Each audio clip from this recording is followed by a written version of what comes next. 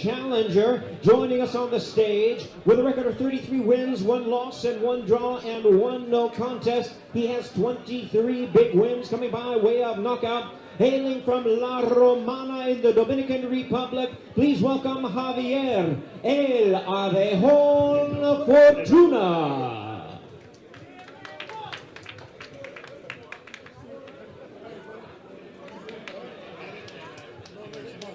How are you? And now, ladies and gentlemen, his opponent we invite to the stage at this time, the defending champion from Toledo, Ohio, undefeated in his campaign with a record of 20 wins, no losses, 14 wins coming by way of knockout. Here is the defending IBF lightweight champion of the world, Robert Easter Jr. Don't forget, you'll translate for me. As always, at this time, we invite the challenger to step onto the scale at this time. The former super featherweight champion of the world from the Dominican Republic, Javier El Abejón Fortuna.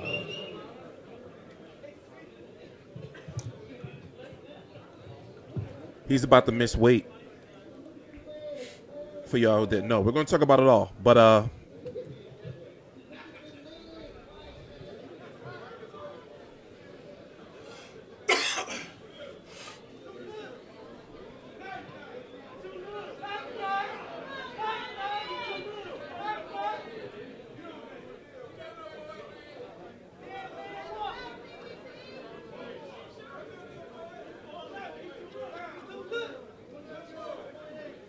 136.8 pounds. Fortuna is slightly over the weight limit. we're going to stop it right there for now. You see how he did the prayer? Did he think God was going to take damn near 2 pounds off? This was for the 135-pound title. Now, when fighters miss weight like that, normally things do not go well for them. T-Street Controversy. This is T-Street Controversy Live. I cover every single major fight live. He could have went, okay, when you miss weight, they give you 2 hours to get the weight off. Some fighters may have to go take a shit. Some fighters may go get on the bike, put on a the trash bag sweatsuit, sweat it out. Like, he can go back and get on a bike, right? Butt ass naked in the hottest sauna while taking a shit and still would not be able to lose that 1.8. I mean, does anybody know what's the record for losing, for a boxing match? The weight over after missing weight in a 2 hour span, whatever the case may be. It's not looking good for him, and I wasn't giving him too much of a chance anyway, but we got to watch Robert Easter's part, and him weigh in, and the post-fight interviews, and then we're going to talk about the fight. It's going to be tomorrow. Right now, it's actually today. It's 1:09 a.m. Eastern Standard Time, January the 20th, 2018. I'm working late today, and then I'm actually going to bed after this. I'm going to pop up. The next videos I'm going to be putting out are going to be Dylan White versus Lucas Brown, Lawrence O'Cauley versus Isaac Chamberlain, Horn versus Crawford coming to New York, and Billy Joe Saunders versus Martin Murray, which is official. But in the meantime, let's focus on this. It's going to be on the undercard of Spence versus Peterson, and in my opinion, Javier Fortuna may get stopped, and this may be his last chance on this level like this. I mean, look at the height, for crying out loud. And Robert Easter's damn near 6 foot, and he's weighing in at under 135 pounds. Oh, but let me put it back on the screen. Please subscribe. As you can see, all the links to my social media will be periodically popping up on the screen at T-Street Controversy. So everything we talk about in our videos, are going to be on our social media, so you can follow the story and everything. Also, shout out to Mo Jones, who's in New York, providing us with this footage. At the last minute, I decided that I'm not going to go to Spence versus Peterson, so I can be here with you guys after the fight, so we can do, videos like this and even live, and talk about what's going on while Mo's there with the post-fight press conference. Please subscribe. This is T-Street Controversy. This is T-Street Controversy Live. 136.8 pounds. He has 2 hours to make weight. He'll be coming back. We'll announce the official weight when he does return. He has up to 2 hours to make the 135-pound weight limit. Well, ladies and gentlemen, let's introduce the defending What's up with champion. that? Invite him to What's the up with his step onto leg? the scale. He'll be making the third defense of his title. Please welcome the undefeated IBF Lightweight Champion of the World, Robert Easter Jr.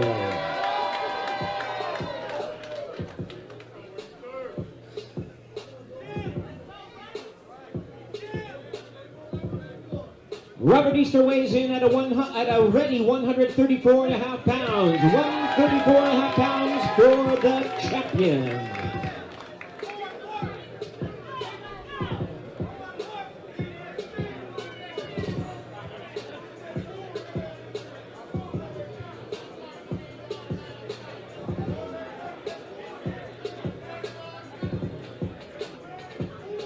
We invite our fighters to face off at this time. Once again, reminding you, Javier Fortuna is over the weight limit.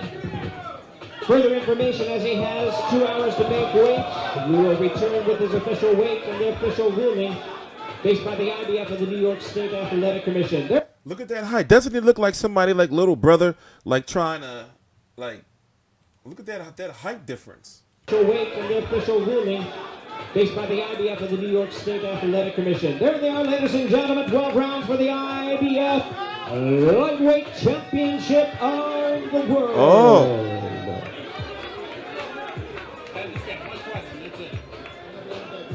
All right, we're going to try to grab Javier here.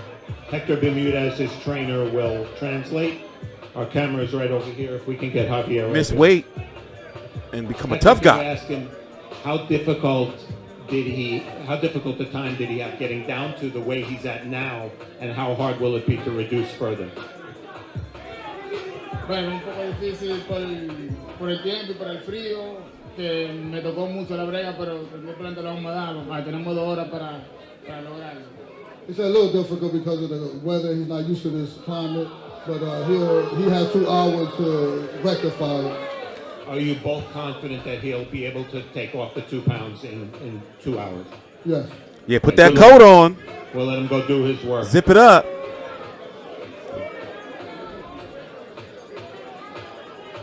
We'll go listen to Robert Easter, then we're going to talk again. All right, Robert Easter. All right, My God. Did you have any hint that the challenger was struggling so much to make weight? That's just an excuse to not to fight me. He don't want to really get in there, but hopefully he make the weight so we can make this this easy fight happen and I beat his ass. Are you in some way, it seems like in some way you're insulted that he didn't make weight, are you? Yeah, that's unprofessional. You know, I come to make weight all the time.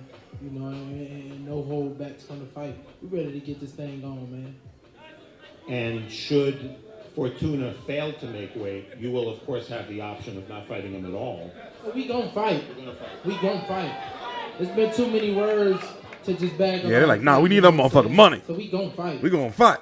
Last thing, Robert. Your Hell last yeah. fight, you told us you fought maybe a little too much in that fight. You got away from the game plan. It seems like you're a little angry at your opponent right now. Will that make you fight the kind of fight you fought last time? A little too aggressive, maybe? Oh, I'm not angry. I'm just ready to fight. You know, we had a long, tremendous training camp, and we put this hard work in. Why stop now? You know, so hopefully he make weight so we can get that head bashed there. No homo. Get that head bashed in, no homo. And before he steps off, How difficult the time did he have getting down to the way he's at now? 134.5 pounds. Fortuna is... Anyway, let's go look at Javier Fortuna. For those who don't know, okay, well, let's start here first before we go there. 33, 1-1 with 23 KOs, 28 years old, still relatively young. You know, as you can see, he's been on a comeback tour. I was at this Omar Douglas fight here in Philly on the undercard of Danny Garcia versus Samuel Vargas. You know, he lost his belt up there in, over there in Beijing in China against Jason Sosa. As you know, Jason Sosa then went on to fight Vasily Lomachenko, and he had to drop this title. So since then, you know, he's been like on the comeback trail, like, you know, you can say that. This Omar Douglas fight was very close, by the way. Let's go look at this. Let's go look at this.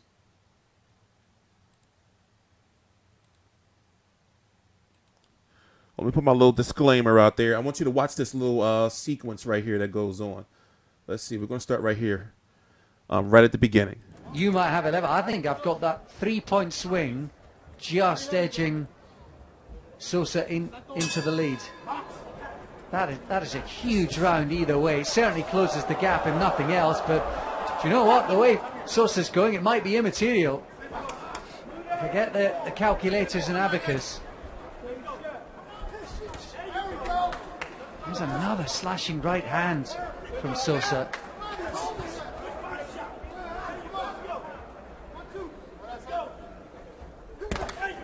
And there's no doubt Sosa's... Oh, big left hand! Oh, he's got him, he's down! And he must be out. Can he get up? There was 3 huge punches. He is all over the place. He'll do well to get to his feet. He tries to con the referee. No. And I think it's a good stoppage. He hangs his head. But that was a heavy knockdown. He's still dancing. His legs. You can see the ref. He's still dancing. The referee holding him up. He's still dancing. I'm still dancing. Yeah, yeah, yeah. Oh, whatever. Anyway, that's not even the words. But anyway, with the height and the reach of Robert Easter, and also Robert Easter is becoming pretty battle tested. You know, these last couple of fights for him were really, really good fights. He's 20-0. With 14 KOs. Obviously, him and Adrian Broner are very close. You know, the Sheffield fight. This was a PBC on Bounce, wasn't it? Yeah, in Ohio. This Louis Cruz fight was pretty hype, and then this Richard Colmay fight. So he had the split decision right here. He completely, beat Louis Cruz, and then he's Sheffield, where people say, okay, this is another tough testing for you against an experienced fighter.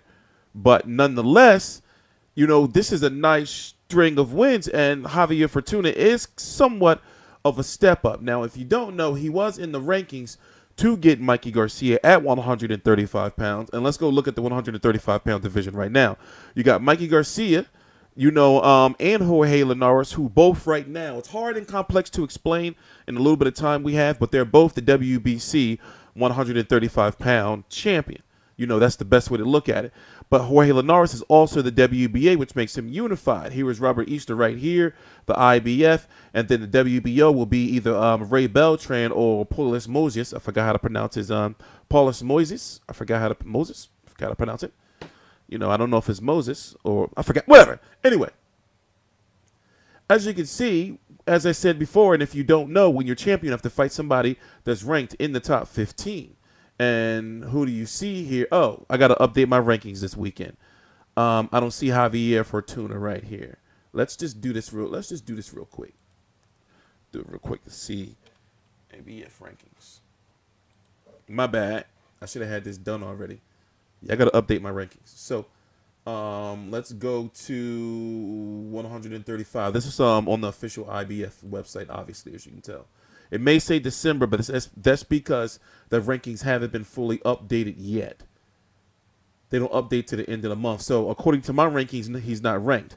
But here he's ranked number 13. So if Robert Easter didn't fight Javier Fortuna or he didn't fight Mikey Garcia, these are the names he had to pick from. You know, so the only name they could really do that would have made sense and is an in-house name easy to make would have been Javier Fortuna. And he blew it by not making weight. You know?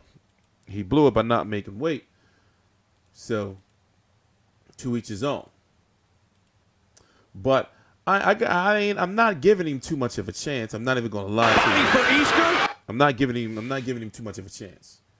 You know, with the height, with the, missing of weight. You know, I've heard somebody saying, well, him missing the weight is a strategy for him to be the bigger person, in the ring and whatever. I mean, because since he don't have the height, that he wants to be, stronger. Yeah, he just don't look too motivated. And even during fight week, I was at the press conference, then watching the weigh-in, and then the little, build up toward the fight. He's just not looking too confident, So I think Robert Easter can see this, and he probably gonna go in there and just knock him out. But once again, what is going to be the next path looking at those rankings that we looked at and looking at the names in the 135-pound division, what's going to be the next path for Robert Easter? You know, will he say, well, listen, I got to go to 140 to move, you know? Where's he going to go? Because if you don't fight Mikey Garcia or Jorge Linares, or, you know, and it seems like those two are going to be tied up, you know, and then you got Ray Beltran out there. Yeah, and the guy he's fighting, the winner of that, but that would have to be likely over on ESPN. So it's complex, man. It's complex, you know. So hopefully we get some good answers out of him after the fight, to see what plans he has. But I'm TstreeT Controversy. This is TstreeT Controversy Live. We're going to be here live now. It's not tomorrow. It's now today, you know, after the fight. And we're going to talk about it. And also, we're likely going to have some content from Robert Easter and them guys after. I'm TstreeT Controversy. This is TstreeT Controversy Live. Please subscribe.